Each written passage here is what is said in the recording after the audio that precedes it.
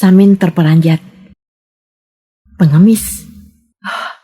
Gusti, jadi kini tampangnya telah menyerupai pengemis.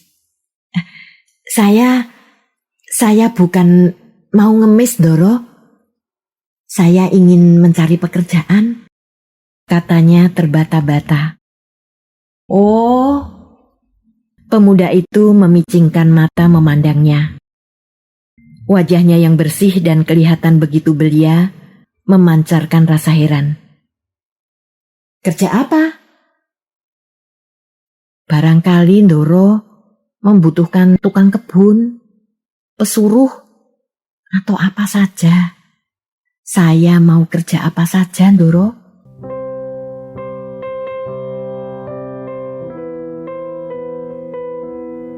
Debu dan Mutiara, karya Tutinonka, narator Hanifah Abu Marzuki.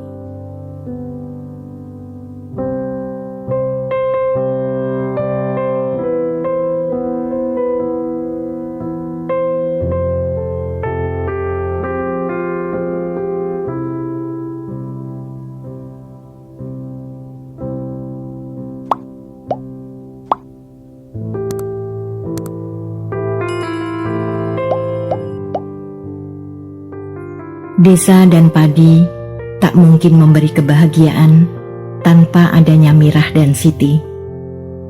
Maka pada hari ketiga, setelah menengok orang tuanya di desa Gebang, Samin kembali melangkahkan kaki meninggalkan desanya. Dalam bungkusan kain yang dibawanya tersimpan 2 helai pakaian pemberian Nyonya Tejo, sedikit uang sisa bekal perjalanan pemberian Nyonya Tejo juga, dan bekal makanan yang dibuatkan Tijah untuknya. Para tetangga yang semula menahannya pergi, kini melepasnya dengan setumpuk harapan dapat menemukan dan membawa Mirah kembali pulang.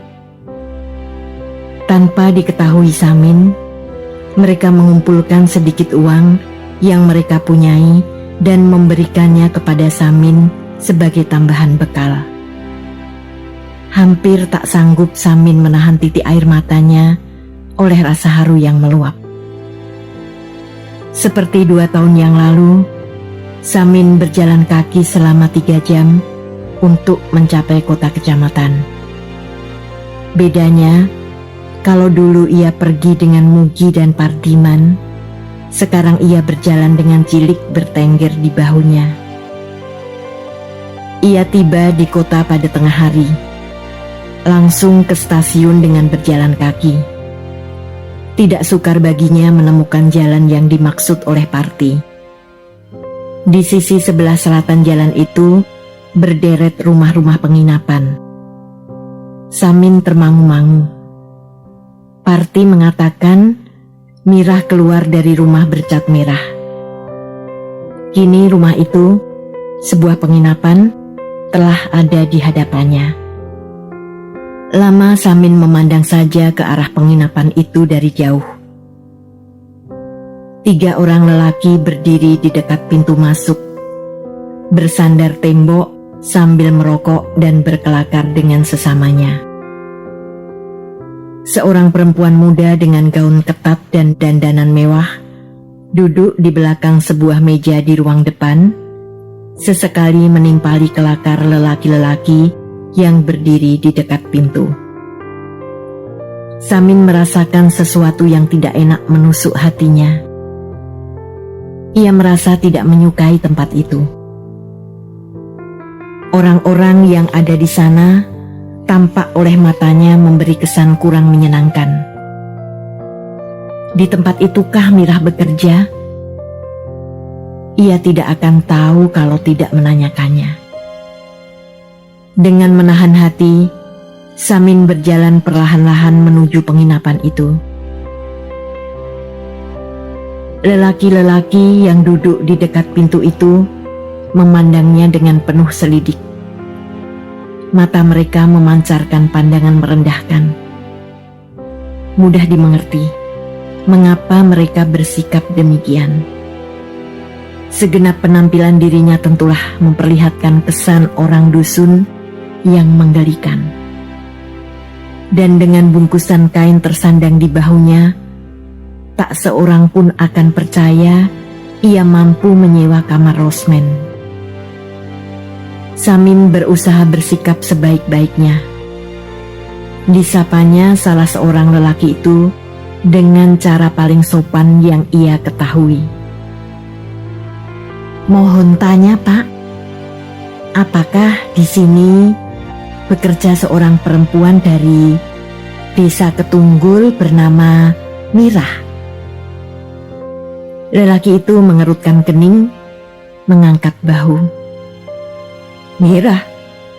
Tak ada seorang Mirah pun di sini. Ini penginapan. Semua yang bekerja di sini dari kota, bukan dari desa," sahut seorang yang berjenggot tebal dengan nada menyakitkan. "Barangkali sebagai babu atau apa. Saudara saya pernah melihatnya keluar dari sini." Samin memberanikan diri mendesak.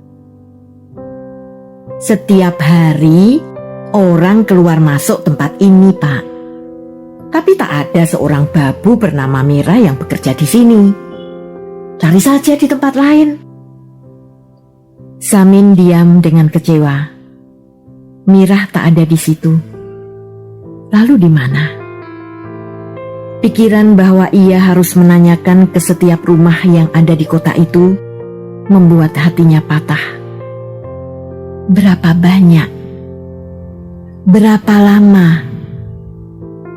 Tapi ia mesti melakukannya juga. Ia tak tahu cara lain untuk menemukan Mirah.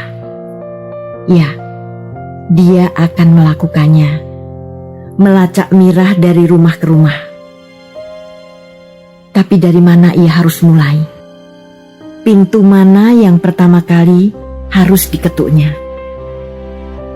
Samin berjalan, berhenti di setiap pintu, bertanya. 29 kali dia bertanya, dan tak seorang pun mengetahui Mirah. Samin terus berjalan, masuk ke perkampungan di belakang jalan itu. Langkah Samin telah menjadi gerak otomatis dengan irama tetap. Kaki kiri mendahului kaki kanan, lalu ganti kaki kanan mendahului saudaranya yang kiri, masing-masing sejauh 50 cm. Kata-kata yang keluar dari bibirnya pun sudah menjadi kalimat baku yang tetap susunannya keluar tanpa perlu dipikirkan lagi. Dan perasaan kecewa bila mendapat jawaban gelengan kepala telah menjadi kepahitan yang rutin hingga tak dapat lagi mengorek kesedihan dalam hatinya. Malam turun seperti sudah selayaknya dilakukan alam. Samin tak kuat lagi berjalan. Ia ingin beristirahat, tapi tak satu tempat pun dilihatnya menyediakan diri menerima kehadirannya, kecuali emperan-emperan toko di pinggir jalan. Ia ingin tempat yang lebih terlindung dari pinggiran jalan, bukan tempat yang segala keburukan dan kejahatan bisa terjadi. Samin menyusuri jalan-jalan kecil di tengah perkampungan orang-orang tinggal.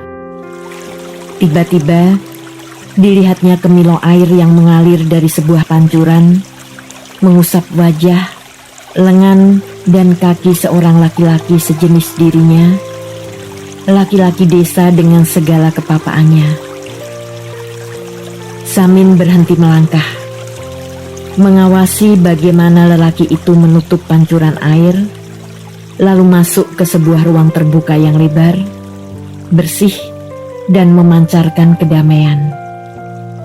Wajah dan kedua belah tangannya tengadah menghadap suatu kemuliaan yang bersemayam di atas.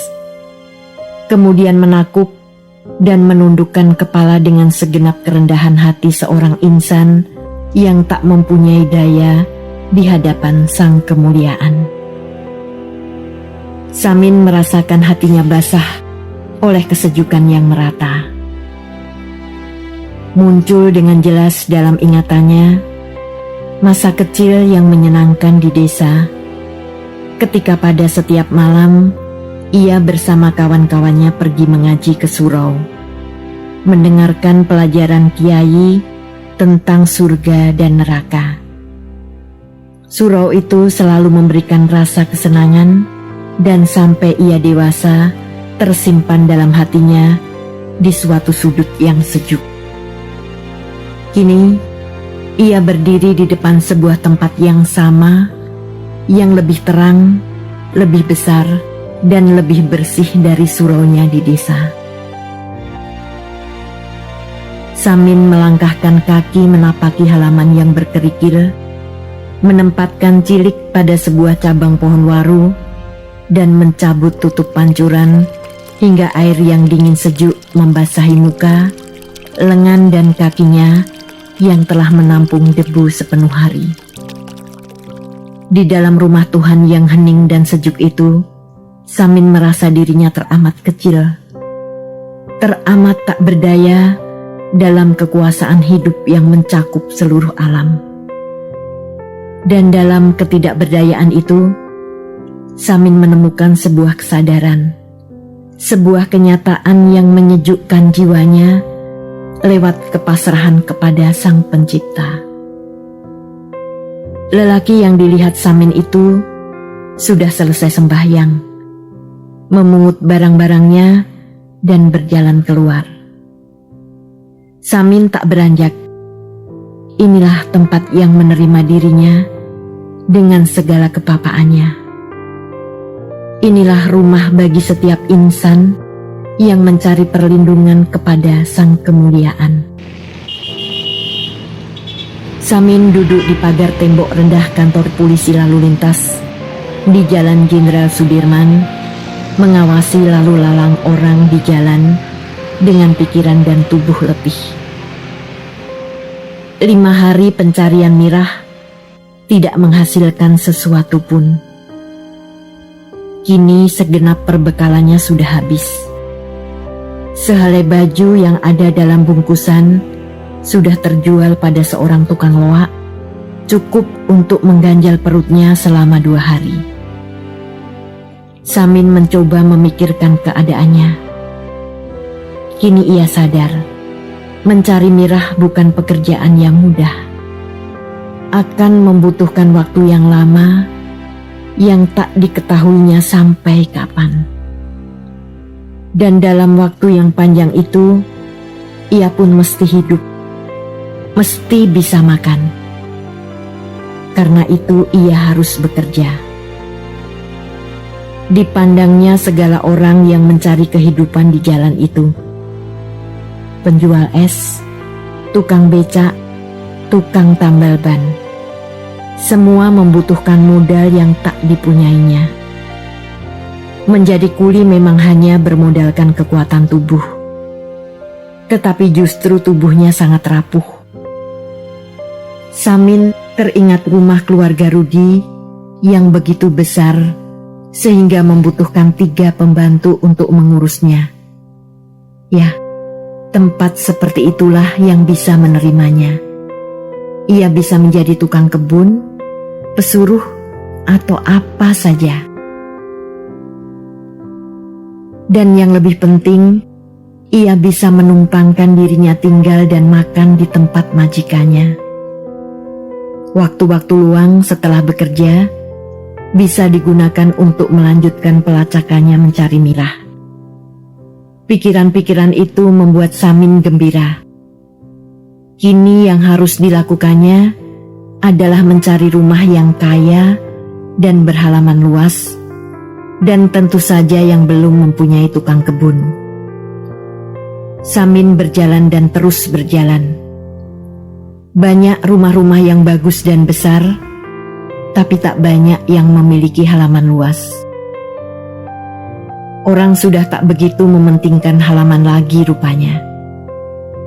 Ia sudah hampir sampai pada keputusasaan ketika tiba-tiba saja disadarinya ia telah berdiri di depan halaman luas sebuah rumah mewah. Rumah itu berpagar besi. Pintu gerbangnya yang besar dan kuat terbuka sebelah. cukup untuk jalan masuk sebuah kendaraan roda 2. Halamannya yang penuh tanaman terlihat tak begitu terawat. Banyak rumput-rumput liar dan daun kering berserakan di setiap sudut. Samin menghela napas lega. Dilayangkannya matanya ke arah rumah itu dengan penuh harapan. Belum dapat diputuskan apakah ia harus mengetuk pintu atau menunggu saja sampai salah seorang penghuni keluarga itu keluar. Kalau menilik keberanian yang ada padanya, rasanya ia memilih untuk menunggu saja. Baiklah, biar aku menunggu, Samin berkata dalam hati. Maka ia pun duduk di plesteran trotoar jalan MT Haryono itu. Cilik diturunkannya dari bahunya. Berat monyet itu kecil, tak lebih dari 3 kilo. Tetapi mendukungnya di bahu terus-menerus, lama-lama terasa berat juga. Belum lagi Samin menikmati istirahatnya di trotoar, pintu garasi rumah itu terbuka. Seorang pemuda berambut panjang yang rupanya sedang menjadi model di kota pada saat itu keluar menaiki sepeda motor. Dengan memberanikan diri, Samin menyongsongnya masuk ke halaman. Si pemuda memandangnya sekilas, menoleh ke arah garasi yang masih terbuka lebar dan berteriak keras. "Nem, pengemis nih." Samin terperanjat. Pengemis? Oh, Gusti, jadi kini tampangnya telah menyerupai pengemis. Saya bukan mau ngemis, Doro. Saya ingin mencari pekerjaan, katanya terbata-bata. Oh, pemuda itu memicingkan mata memandangnya. Wajahnya yang bersih dan kelihatan begitu belia memancarkan rasa heran. Kerja apa? Barangkali Doro membutuhkan tukang kebun, pesuruh, atau apa saja. Saya mau kerja apa saja, Doro. Seorang perempuan kurus setengah tua muncul langsung berjalan ke arah Samin. Di tangannya tergenggam uang logam 1 rupiah yang kusam. Samin yakin pekerjaannya sebagai babu tidak sangat lebih tinggi dari dirinya. Tetapi perempuan itu memandangnya seolah-olah dialah yang menjadi majikan. Bukan pengemis kok. Bilang sama ibu, apa dia butuh tukang kebun? Ya, Doro, sahut pembantu tua itu sambil melirik dengan kejam kepada Samin. Si anak muda memutar gas dan melesat dengan motornya keluar halaman. Masih sempat terlihat oleh Samin bagaimana pembantu tua itu menyelipkan uang Rp1 yang dibawanya ke dalam kutang, lalu berlalu ke dalam. Samin melayangkan pandangannya ke seluruh halaman, mengira-ngira apa yang bisa dilakukannya dengan halaman itu kalau nasib baik mengantarnya menjadi tukang kebun. Kau mau cari kerja, Pak? Samin memutar tubuhnya cepat-cepat. Seorang wanita gemuk, kelihatan sudah bergelimang emas dan berlian sejak masih ada dalam kandungan, berdiri di ujung teras depan yang berlantai mengkilap. Samin membungkuk dengan sopan. Inggih, Doro. Barangkali Doro membutuhkan tukang kebun atau pekerjaan apa saja yang bisa saya lakukan. Samin sama sekali tidak menyesal menyebut wanita itu dengan Doro. Wajah dan segenap penampilannya benar-benar menunjukkan gerak-gerik seorang Doro. Tidak perlu dipikirkan Apakah martabat Ndoro itu diperoleh karena memang keturunan darah biru atau karena kekayaan? Orang bisa menjadi Ndoro karena salah satu hal itu, apalagi kedua-duanya sekaligus. Nyonya itu menatapnya dengan cermat. "Kau dari mana, Pak?" "Dari desa Ketunggul, Ndoro. Gunung Kidul." "Gunung Kidul? Kurasa kehidupan di sana memang sulit ya?" Samin hampir menjawab bahwa dia punya rumah, tegal dan sawah. Tapi dengan segera diurungkannya. Kalau Ndoro itu tahu dia punya sawah, boleh jadi dia bahkan tidak diterima bekerja di situ dan disuruh kembali ke desa. Maka dianggukkannya saja kepalanya. "Iya, Ndoro, kehidupan di sana tidak menyenangkan," jawabnya. Setidak-tidaknya ia tidak bohong. Kehidupan di desanya tanpa Mirah dan anak mereka memang tidak menyenangkan. "Namamu?" "Samin, Ndoro." "Nah, Samin, aku memang tak ada waktu lagi untuk mengurus halaman. Kalau kau mau kuupah 500 sebulan, kau boleh bekerja di sini."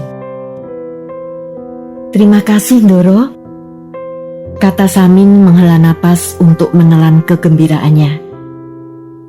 "Dan apakah saya boleh ikut menumpang di sini?" Nyonya itu memandang Samin, lalu ke bungkusan kain yang dibawanya yang telah makin kempis dan lusuh. "Kau tidak punya tempat tinggal?"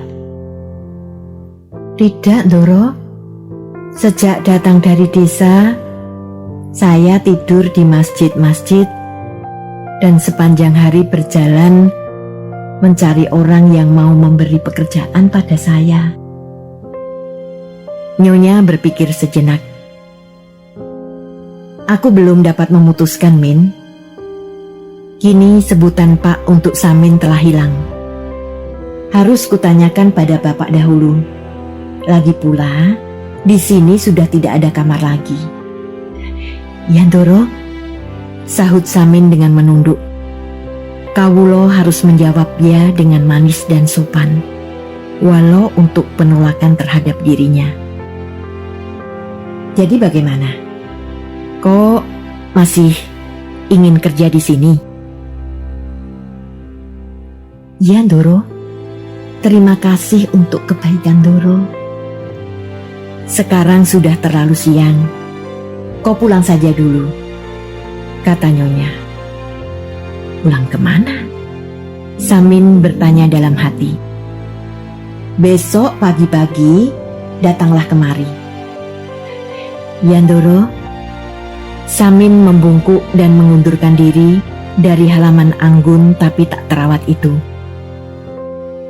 Kini petualangannya di jalan-jalan yang berdebu tak begitu terasa meletihkan lagi. Ia sudah punya pekerjaan, apalagi yang lebih baik dari itu dalam kondisinya seperti sekarang ini. Tapi perutnya lapar.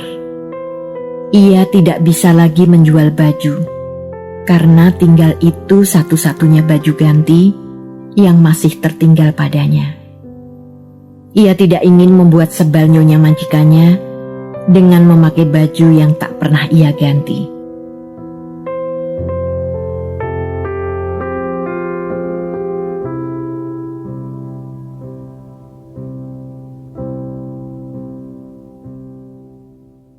Terima kasih telah menikmati cerita ini. Tuliskan saran atau komentar di bawah untuk memperbaiki channel ini. Jangan lupa tekan tombol subscribe, like, and share.